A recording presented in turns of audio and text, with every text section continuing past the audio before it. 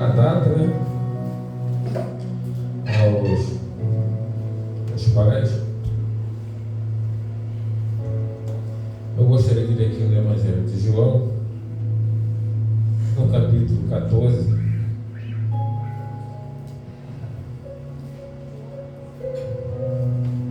versículo 27.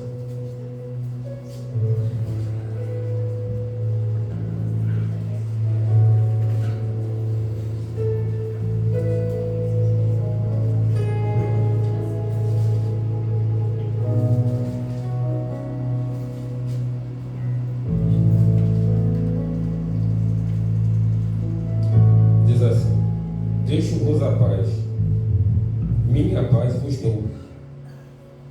Não vos a dou como o mundo a dá. Não se turbe o vosso coração, nem se atemorize. Amém? Somente aqui os irmãos podem tomar o vosso assento. Deus abençoe a leitura da tua santa palavra aos nossos corações. Confesso aos irmãos que existem certos assuntos que têm um pouco de receio. E como não sou totalmente hipócrita, dificilmente a gente entra, principalmente quando a gente vê pouca ênfase dentro do nosso pilar, que é a palavra de Deus. Muito pelo contrário, o próprio apóstolo Paulo, ele dá uma certa ênfase no tocante a certo tipo de assunto, que é difícil você encontrar um determinado esclarecimento que vai servir de consolo, né? Ou principalmente no conhecimento que deveríamos ter um pouco mais de Deus. Ou não, essa é uma opinião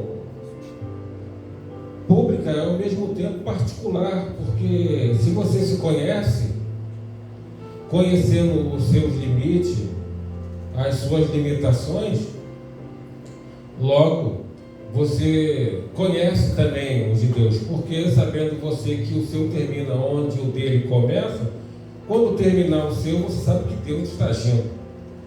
A questão é querer cumprimentar os desígnios e a vontade de Deus com a mente humana que está limitado ao indivíduo que chegou ontem e se relaciona com quem já está há milhares, com quem já está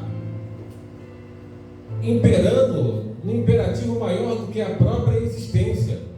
Então é difícil. E o apóstolo Paulo, ele diz na carta aos Romanos que ó profundidade de riqueza, de conhecimento e de ciência, quão sondáveis são os seus pensamentos e quão inescrutáveis são os seus juízos.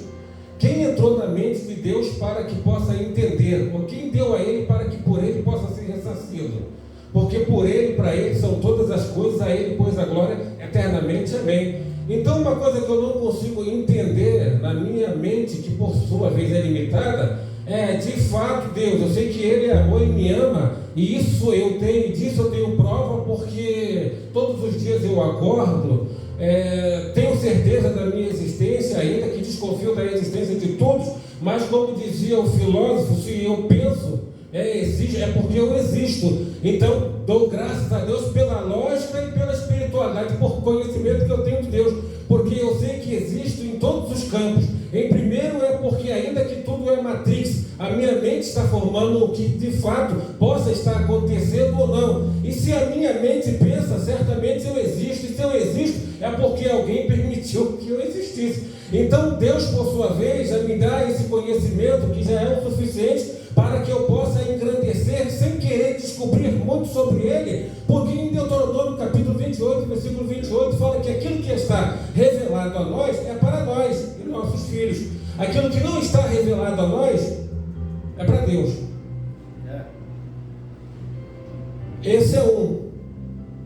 E no tocante a essa questão de paz, nossa, é meio complexo, porque Jesus falou, deixa-vos a paz. Para mim, baseado no que eu posso entender, a paz, por sua vez, É o que continua dizendo o mundo das ideias. A paz é a ausência de guerra, a ausência de conflito.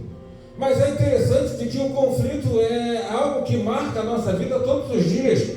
E desde as coisas mais fúteis até as coisas mais complexas, nós vivemos em conflito constantemente. Um dos exemplos mais banais que você pode ver, por exemplo, você acorda, a primeira coisa que você faz, há quem faz, há quem não faz.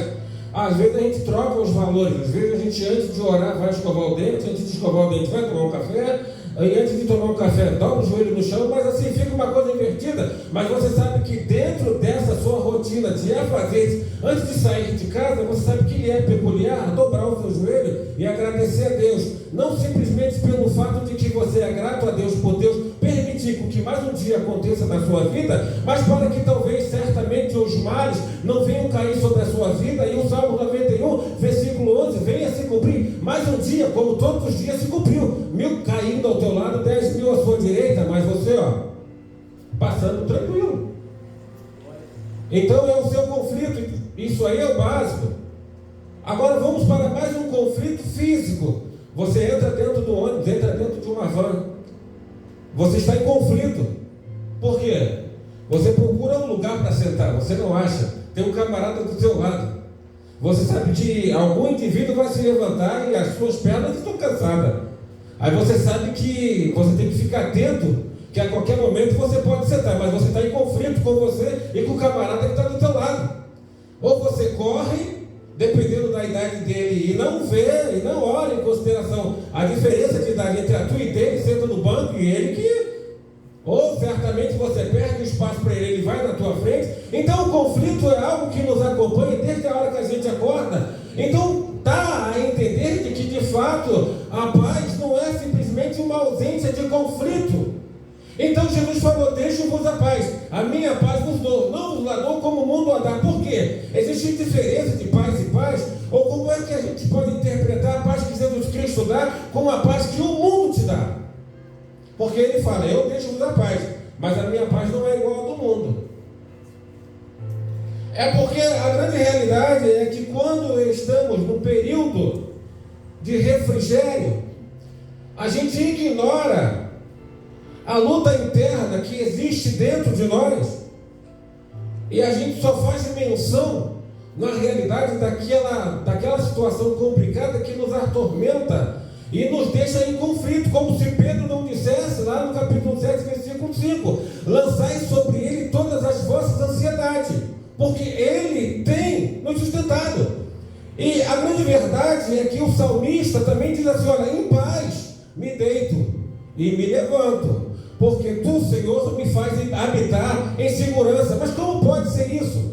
A gente vê o retrato da vida de Davi, um camarada que quando entrava dentro do templo do Senhor, parecia que estava entrando em uma outra dimensão, não acreditava no que estava acontecendo. De fato, era uma ausência de guerra que acontecia dentro do campo de batalha, porque constantemente Davi estava em guerra com os países vizinhos, por lutas políticas, de troca de interesses, lutas religiosas e outras coisas mais, e até mesmo dentro da sua própria casa, o seu próprio filho querendo tomar o seu reino. E como se não bastasse, ainda o profeta Natan profetiza para ele que 4 vezes mais ele pagaria pelo seu erro, e que a espada não sairia da sua casa. Olha, se a espada de Jeová está no teu pescoço, existe paz?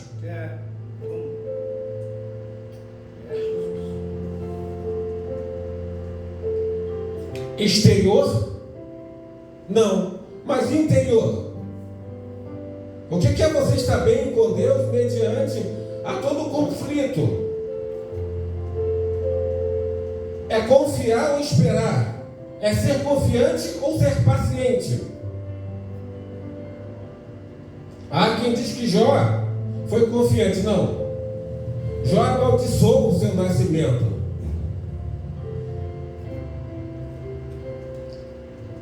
E chama até Deus para um acerto de contas.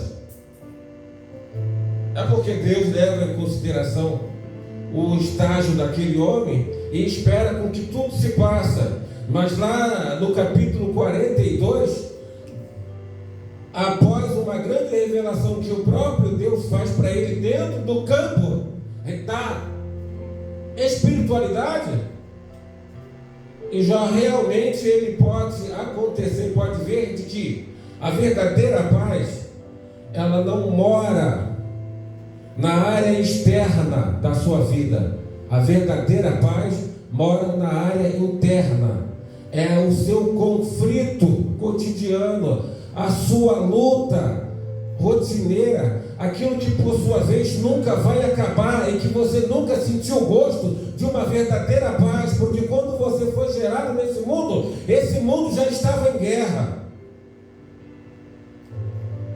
As pessoas já se degladiavam, os irmãos já se matavam entre si, a mãe já amaldiçoava a filha já amaldiçoava a mãe. Então nós já nascemos num mundo que está num verdadeiro conflito. A gente ainda não chegou a sentir um verdadeiro gosto de paz. O próprio apóstolo Paulo, ele fala de que existe uma luta dentro de si, uma luta interna, pelo qual ele não pode vencer, porque ele sabe que com o entendimento ele está preso à lei de Deus, mas a carne dele está presa ao pecado. Então é um dos fatores pelo qual o ser humano ele nunca vai conseguir se ver livre, porque nós estamos vivendo em um conflito, e quando o conflito não se passa dentro da nossa visão espiritual, está dentro da nossa visão física e terrestre. Então é algo que torna-se alguma coisa meio que complexa.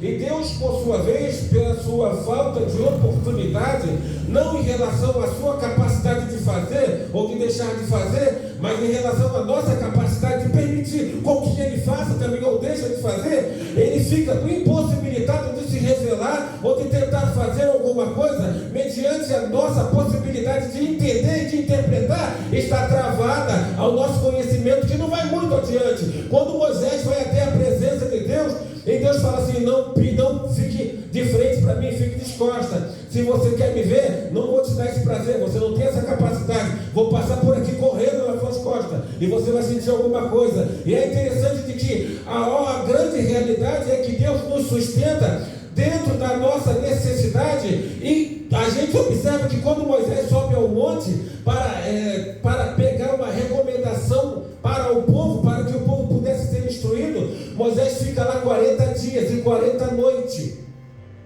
sem se alimentar, porque a glória de Deus, o foco de Deus já se encarregava de tudo, mas não porque Deus assim queria para fazer a diferença, não, muito pelo contrário. E de repente Moisés volta e o povo achou que estava esperando muito, ansioso. O povo que não está em paz, o ser humano que não vive em paz, vive ansiedade. E a ansiedade gera ociosidade. E quando ele vê, o povo havia construído imagens, e ele volta revoltado, pega a placa, joga em cima deles, quebra e volta novamente, e fica mais 40 dias e mais 40 noites no monte, 80 dias na presença de Deus. Bateu o recorde. Eu não consigo ficar de 7 horas da manhã ao meio-dia. Eu oro muito, mas Jesus, estou com fome, Jesus, sustento meu jejum aí porque está difícil. E ao passo de que quando Moisés consegue ver a sarça que flutuava, ele vai em direção a ela. Ele vê algo acontecendo, porque o normal de uma sarça é pegar fogo e se consumir. É algo rápido. Mas ele vê que ela pegava fogo, mas não se consumia. Aquilo chamou a atenção, a forma de Deus chamar a atenção dele. Então Moisés disse assim: Senhor, mas ao chegar lá, o que direi de ti em relação ao teu nome? Porque eles têm vários nomes. E eu vi a dificuldade de Deus na sua glória de querer se identificar ou se apresentar a alguém, porque são sentidos opostos, são sentidos antagônicos. Na medida com que o homem procura tirar a sua máscara para alcançar determinada glória, Deus precisa colocar máscara para tentar se ocultar o máximo possível, porque o que o homem busca é o que Deus procura perder, para que possa haver uma conexão entre ele e o encontro é o que Deus certamente procura renunciar para que haja certamente uma sintonia entre a vontade de Deus e a vontade do homem. É como se fosse um positivo e negativo, na medida em que o homem está indo. Não vou nem dizer que Deus já voltou, eu vou dizer que Deus já deu várias viagens, enquanto o homem ainda está pensando em dar o primeiro passo. É interessante porque, a propósito, uma certa feita, estava eu um ponto de pregação, onde o pregador, ele estava trazendo uma palavra, e a palavra dele era algo que vinha do alto, era em relação à vontade de Deus, que na maioria das vezes bate de frente com a nossa. E dizia ele que o positivo de Deus, às vezes é o nosso negativo, e às vezes o negativo de Deus é o nosso positivo. Mas se a gente botar as duas fases em comum acordo, não vai fazer mal. O máximo que pode acontecer é uma explosão, mas quem ganha é sempre nós. E ele falando, e disse assim: olha, pega o seu positivo, liga no negativo de Deus agora. E ouvindo eu aquela palavra, eu olho para o meu lado e vejo que uma menina não parava de chorar. Eu, com pouco entendimento do que estava acontecendo, eu ainda era novo convertido, faz muito tempo, mas isso marcou, né? Eu vejo que aquela menina não parava de chorar. Eu falei: Deus está falando que essa jovem aí. E era um culto de quinta-feira, aqui na Carumbé, na casa do falecido pastor Laurindo. E na quinta-feira que vem, aquela menina volta lá e pede para dar um testemunho. E o pastor Laurindo deu o microfone na mão dela e ela disse assim: olha, eu estava aqui no culto e já estava com o meu diagnóstico feito. Eu havia ido no médico e o médico falou que meu soro era positivo, eu estava com AIDS. Mas parece que Deus resolveu aparecer para mim num culto de quinta-feira, e na medida com que aquele o pastor Laurindo pregava sobre o meu positivo com o negativo, a primeira coisa que eu fiz foi pedir a Deus para que expelisse de mim aquele vírus positivo e colocasse o negativo. E quando ela voltou no médico, o médico não sabia o que falar, porque ela já não estava mais com o vírus do HIV. Deus o havia curado. E é interessante sem Deus se apresentar, porque quando Moisés pergunta a Deus: Senhor, o que eu direi a eles em relação à pergunta que eles vão me fazer, quem é esse Deus? E Deus falou assim: olha, infelizmente eu não tenho nada que te dizer, só fala que eu quero. Mas se eles insistirem em perguntar, você diz que o eu sou.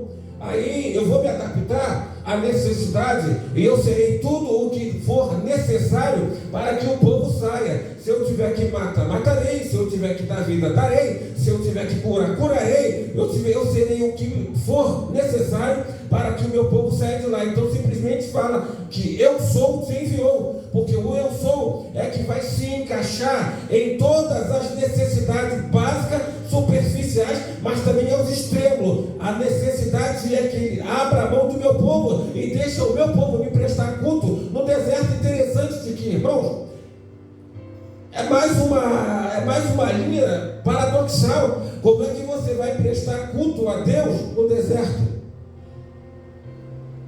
Se você falar muito, a garganta vai secar, a minha já está secando, logo vai dar sede. Você vai arrumar água onde, você vai ver?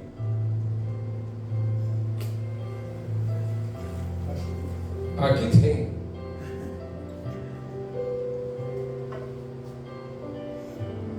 Mas é a maneira de Deus trabalhar é que nos surpreende.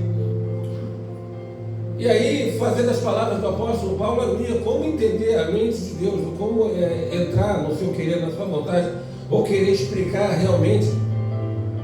Agora, se você se explicar, se você se entender, e se você agarrar a fé, porque Deus não se define, mas a fé te explica, porque a fé faz acontecer o impossível na sua vida.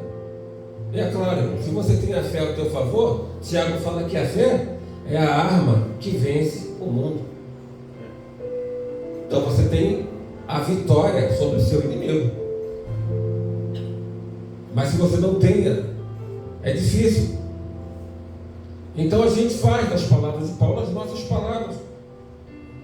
E eu fico às vezes meio que perplexo ao ver determinadas pessoas falar com muita propriedade, mas muita propriedade, como se dividisse o AP com Deus, né? Como se rachasse o aluguel de algum apartamento com Deus, ou como se conseguisse engaiolar Deus dentro da sua filosofia. Na realidade, irmãos, de tudo o que se temos visto e ouvido, o fim é temer a Deus e guardar os seus mandamentos. Porque na maioria das vezes a gente quer buscar além do que precisamos. E quando não é isso, nos contentamos no simples fato de sermos alguém no meio de uma grande multidão e não em meio a uma grande multidão. Simplesmente ser alguém que já se contentou pelo fato de achar de que não precisa fazer a diferença.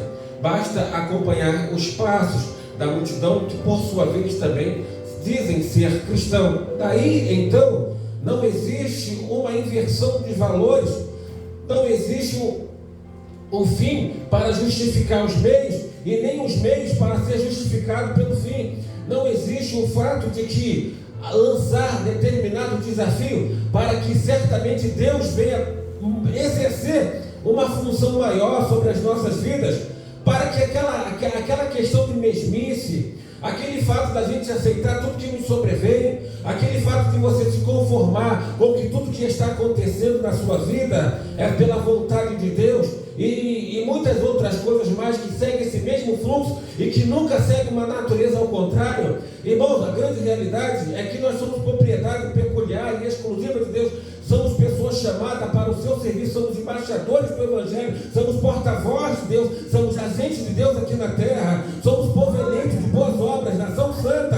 Temos um chamado exclusivo de Deus para fazer diferença nesse mundo, e às vezes a gente tenta se preocupar com o que Deus é, o que Deus pode fazer, o que Deus deve fazer, mas a sua oração pode revelar a vontade de Deus sobre a sua vida, não pelo fato de você querer aprender sobre Deus, mas de você aprender sobre o ser humano, e a fé que você tem em suas mãos. Você pode tirar o indivíduo das trevas, você pode tirar o indivíduo da boca do diabo, você pode libertar, quebrar as algemas, arrebentar os cadeados, porque a fé que sobrevém sobre a sua vida é oriunda de Deus, e aquele Deus certamente que abriu as portas do reino para você é que te capacitou também, te deu armadura, te deu uma capacitação, aleluia, e projetou para você um estilo de vida totalmente diferente ao estilo de vida de fracasso e de derrota que você costumava viver, e principalmente voltado para a sua forma de pensar ou de raciocinar, onde você simplesmente só tinha perspectiva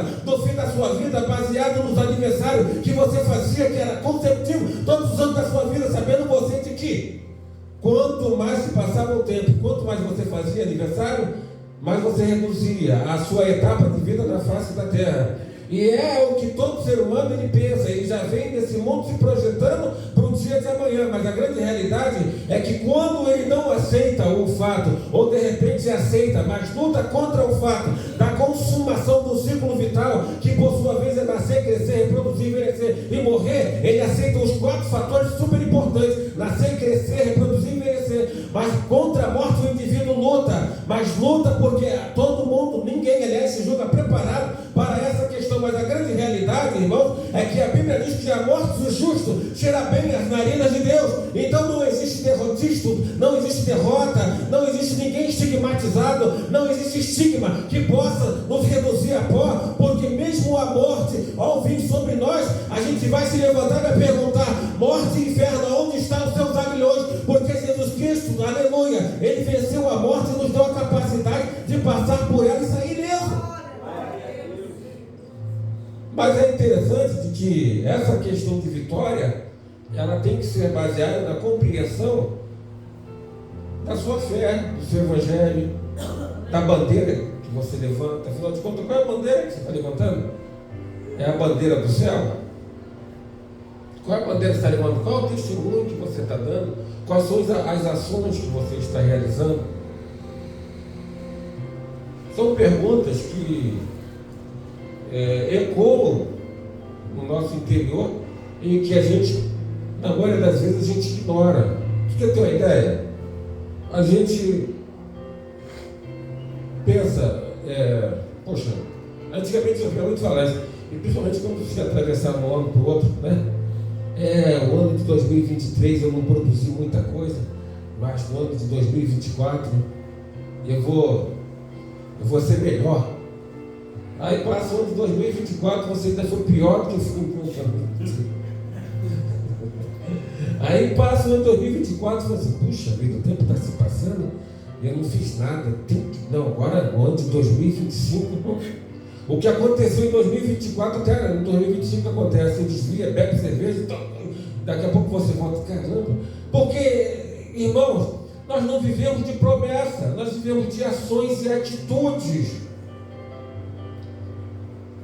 Você tem que querer e tem que fazer. O salmista diz uma coisa: pedir ao Senhor, e a buscarei, que possa habitar na casa do Senhor todos os dias da minha vida, para contemplar a beleza da tua santidade. Então não é você se projetar, porque o nosso projeto, irmão, é baseado nas nossas limitações. E quem somos nós para fazer um projeto? Então a gente tem que raciocinar da seguinte forma: nós não vivemos mais, é Cristo que vive em nós. Então você deixou de existir para você, e agora você só existe para Deus. Mas por que está falando isso? É para que as coisas de Deus possam se encaixar melhor em nossas vidas, para que a gente possa entender do melhor ponto de vista o que é realmente Deus agindo na vida do indivíduo. Porque senão a gente está caminhando a passos largos para uma lógica que nunca vai sair dessa questão. Existe um filósofo chamado Parmênides, que ele tenta, baseado na sua questão de entendimento, até inspira o apóstolo João quando escreve no Evangelho de João, capítulo 1, dizendo que no princípio era o verbo.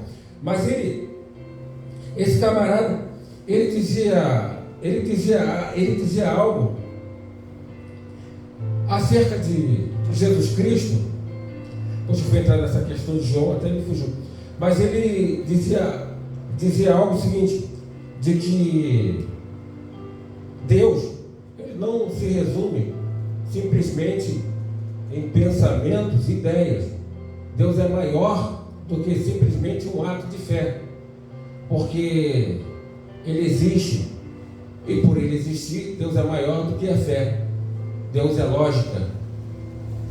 Parece ser uma boa resposta, mas isso aí está dentro do campo limitado do conhecimento humano. Na realidade, eu estou colocando Deus acima dos homens, mas estou limitando Deus a uma lógica, a uma perfeição completa, a um resultado somatório perfeito que não tem como fugir dele. Já fiz essa pergunta aqui, de repente eu faço de novo, quer ver? Alguém pode me dar o resultado de 2 mais 2? Não, pode falar, eu sei que os irmãos são inteligentes. Os irmãos vão falar, quanto é que é 2 mais 2? Não, por favor, irmão, me responda. Tem como fazer da 4,5? Nem 4,2? Tem que ser 4. Isso é lógico. Mas está dentro do campo humano, limitado. Só que Deus está acima da nossa capacidade de entender. Eu não consigo fazer 4. Eu não consigo fazer o resultado de 2 mais 2, dá outro número a não ser 4. Mas é porque eu cheguei ontem. Eu cheguei ontem aqui. E quem criou essa questão também chegou ontem. Agora, Deus é lógica? Não, Deus não é lógica. E nem tampouco é um ato de fé. Fé é o que eu tenho para acreditar que Ele existe. Deus está acima da nossa fé e Ele está acima da lógica. Então, nós estamos com uma vantagem porque nós conseguimos definir e distinguir, na realidade, o propósito de Deus em nossas vidas. E você pode ir um pouco mais adiante, porque o que o conhecimento permite com que ele vá, ele vai. Mas nós simplesmente, o apóstolo Paulo, ele diz assim, olha, eu conheci um homem de que há 14 anos atrás, não sei se no corpo ou fora do corpo, foi até o terceiro céu, lá chegando, viu coisas inefáveis. Coisas essas tão terríveis que lhe foi dado um espinho na carne, para que ele não se vangloriasse e mediante a uma fraqueza emocional, caísse na asneira de abrir a boca e falar para o indivíduo aquilo que viu, e para que sempre que ele sentisse vontade de dizer o que viu, lhe foi dado um espinho na carne, um mensageiro do diabo, que os profetizasse 3 vezes por dia, e por várias vezes clameou ao Senhor, dizendo, Senhor, tira esse espinho da minha carne. Todavia ele me disse, a minha graça te basta, porque o meu poder se aperfeiçoa na sua fraqueza. E quem é que quer ser fraco para reconhecer a glória de Deus na sua vida? Quem é que quer abrir mão do seu eu para reconhecer que Deus é Deus na sua vida? Quem é que quer abrir mão do seu diploma para reconhecer que Deus é Deus na sua vida? Então pega o seu diploma, coloca na cabeça do endemoniado e manda ele sair. Pega o seu eu, coloca na cabeça do endemoniado e manda o diabo sair daquele indivíduo. Pega o seu diploma, coloca na cabeça de um coxo e manda ele andar para ver se ele vai andar. Eles não podem fazer isso, mas você pode. Aí Jesus fala, Pai, graças te dou, porque ocultaste essas coisas aos grandes entendidos e revelaste aos pequeninos. Há um relato de que o homem foi até a lua, eu não sei, até o espaço eu creio que sim. Existem algumas coisas que até caíram por terra, aquela foto que eles colocaram lá, viram que era montagem. Mas até então a tecnologia não estava tão avançada, sabe lá como eles conseguiram fazer, mas conseguiram. Mas isso também não me enche os olhos. Quem quer ir até o céu diz amém. Não é esse aqui não, assim não. É o terceiro. Quem quer ir também? Amém. Então vai você, porque vai ser dado com o seu espinho na tua carne. Quero ver se tu vai aguentar o tramo. Eu agradeço a oportunidade em nome de Jesus. Aleluia.